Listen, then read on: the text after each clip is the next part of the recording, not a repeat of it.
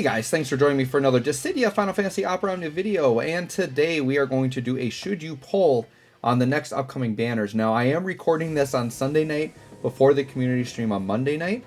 There definitely could be some surprises, but I'm going to assume the next set of banners at least should be as scheduled. So what's coming up next, the next BTFR character is Minwu. So we're going to look at Minwu's banners. I'm going to talk about the characters a little bit.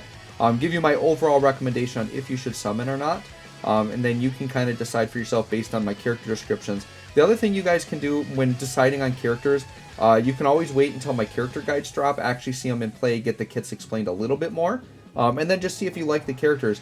The one thing at default is any character fully invested is going to be good and viable. It just depends on what you're looking for your resources, right? Basically, my recommendation videos like this, I'm going to be talking about in terms of like overall game meta, like what's going to be, like are these really busted characters that are going to carry you through the game, or are they pretty skippable, things like that, right? So one banner, there's two different BT banners. So one is going to be Minwu's BT banner, and one here is going to be Locke's BT banner. So let's talk about Locke's BT banner first. So assuming that they don't change anything, what we're going to have is Locke, Shadow, and 9, okay? 9, I would say, is a somewhat underrated character, but he's a very good shield character. Him and Warrior of Light, I would say, are the two most prominent shielding characters in the game in terms of actually giving your party a physical brave shield that will basically hold damage that the enemies have to pierce through before they can actually damage you. So if you like the idea of a shielding character, I believe 9 does some healing in his kit too. Kind of a very good tank support type character, right? Then we have Shadow. I love Shadow. I'm a Final Fantasy VI fan. Shadow can actually deal a decent damage. Now, he's been power corrupt quite a bit, but he does like get a lot of free turns. He can steal turns. He can dodge. He has follow-ups with his interceptor attacks. So like Shadow is actually a very, very cool, fun character. Now, in terms of Shadow and 9, are they characters you want to gun for and pull for? Probably not. They're not like super meta relevant. They are very fun characters though if you like them, but I would say neither of them is like a must pull or a must have. Now, if you're maybe a newer player and you like have no tanks at all, picking up 9 to at least fill that tank role could be useful, right? But if you've already got tanks, and you've already got like good DPS characters, you're probably not going to need Shadow or 9. Now, Locke here does get a rework. So Locke, basically his damage is brought up to par. Locke is a very good utility character, and I love Locke, obviously, because you can see I got him green-blue. I got him maxed out. Basically, Locke's BT effect is very good. It allows your team to ignore defense. He makes it so that if you go below 50% HP that you heal, up above or up to 50% HP again. He makes it so your party can't be broken. He's got a lot of utility. He also can just straight up heal. So Locke is kind of a very interesting utility DPS character, right? And his damage definitely gets brought more relevant with this rework. But I also would say Locke, like, I don't think you should go all in and like try to get Locke's BT unless he's a favorite, right? He's very good if you like him. I'll definitely try doing some runs with him. But if you got Rinoa or Tifa, like, you have no need for a character like Locke. Unless you like him as like a third slot, more support utility character, you definitely could run him in that slot. The thing with Locke, he's in an odd spot because he does a lot of really cool things, but there are characters that do all of those jobs better than him, right? Like, he's got like good DPS, but Rinoa and Tifa do that better than him, right? He heals, but there are like way better healers in the game as him. Like, so running him as your only healer could be a little bit risky, right? And then he's got some other utility things that are pretty cool, but the thing is, one of his best utilities was that he had defense ignore. The problem is defense ignore doesn't really matter in today's game. Your characters are too powerful, you just get over their defense anyways, right? So I think Locke lost a little bit of value when like the defense ignore lost value. So I really don't think that I would recommend players go and summon on this Locke banner, okay? The next banner, and don't freak out about Vivi. Vivi is a placeholder. I'm recording this before Minwu has dropped. So I'm using Vivi as a placeholder simply because Vivi's got kind of a covered face, a cool little hat. Kind of reminds me of Minwu a little bit, right? So, Minwu, Cissnei, and Vanille. Now, I'll say right out of the gate that I like this banner actually quite a bit. Because I like Cissnei, I like Vanille, and I think Minwu's a very good character, right? So I'd say if you're going to summon, this is the one you want to target, because this is the one that will have Minwu's BT. Vanille basically is a very good Dispeller character, and she has traps. So she's got a good dispel. She's got some good debuffs, some defense down debuffs. And she has some good dispelling that she does, and some good follow-ups. Now, Vanille isn't like the craziest character in the world. I just personally am a fan of Vanille, and I really like her, right? Cissnei, I think, is going to be a very popular pickup for people. Cissnei is basically known...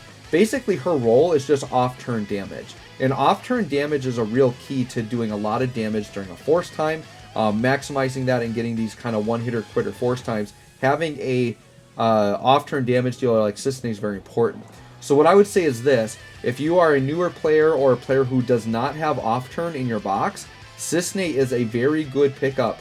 She's a good complement to like a Tifa Renoa team where you can get that off-turn. I currently have Core and I use Core. I would say if you already have Core, Yang, whoops, 20%, that's fine, we'll make it through the video. If you have like Core, Yang, Kane, Freya, if you already have some of those characters, you definitely don't need Cissnei. But Cissnei does put up some pretty darn good numbers for off-turn if you need it. So I would say if you're lacking off-turn and you need it, Cissnei is very much worth grabbing here. And getting Minwu along the way is very good. So, because Minwu is actually a very, very good character. So for Minwu, just the short on Minwu is that Minwu is kind of a holy damage character that can heal and does pretty powerful traps. What I'm going to say is if you go in on Minwu, I would say Minwu is a pretty high invest character. Minwu is definitely like very good and usable LD only, but Minwu's BT is very important in making them look a lot better, because Minwu's BT makes it so that their traps trigger twice every turn instead of once, which is going to really output way more damage during a force time, right? So I would say if you like Minwu and you need that type of character and you're going to summon, this is definitely worth it, because Minwu's very good, and you're going to pick up a really awesome off-turn in Cissnei, and Vanille is a very good utility character. Now, for the average player, I would say this is actually skippable. It really, though, I think this is a banner that depends on what your box looks like and where you're at in the game. If you're a brand new player, and like you literally have nothing, like this is a good starting point for you. The only thing that this banner is missing, I mean, Minwu does do good damage, but there's like a better like core DPS you could probably grab. But starting off with Minwu, Cissnei, and Vanille is like your first team. It's actually a pretty solid team you could just start off with right away. And between Vanille and Minwu, you're getting a lot of trap damage and a lot of off-turn, which can really dominate Minwu's force time and really give you a lot of damage in Minwu's force time. So I would say as like a brand spanking new player, this isn't the worst pull on, because you, once again, you're going to get a really good team of 3. I would say if you're a veteran player, though, that you have well-established characters, well-established boxes, you've already got these roles fulfilled. Like, you might already have Vanille fully built, or maybe you have Balthier and you don't need another debuffer or a dispeller. None of these characters, I would say, are, like, super necessary or, like, crazy meta-relevant. I would say Cissnei's pretty meta-relevant in that, like, off-turn in general is meta-relevant right now. So if you need one, like, definitely go in for Cissnei. So I think this one's a little bit of a 50-50 for me. I think it's going to depend on your box and situation and your resources, right? If you like these characters and you got resources, I think you're very happy to pull here. Another factor is, too, is like if you're a player like me that's a veteran player, I've already got Cissnei and Vanille done. So there's less value here in that Minwu's the only thing I'd be going for. And I personally, with my box, don't feel like I need Minwu. That being said, I'll probably jump in with tickets maybe to see if I can pick up some Minwu stuff, because I do want to do a showcase. But I don't think I'm going to go crazy and like gun for the BT. I might toss down like 200 tickets and see what I can pick up and like get Minwu as built as I can. But Minwu isn't like an, oh my god, must pull everything first, you know, banner, whatever character. So I would say she is skippable. If your resources aren't there, I would say maybe give this one a skip and kind of wait a little bit. I kind of like Celis a lot. I would say Celis and Minwu, though, like, I think you could argue either one of those. And I would say this month, if you want to target one or the other, like, definitely go for that.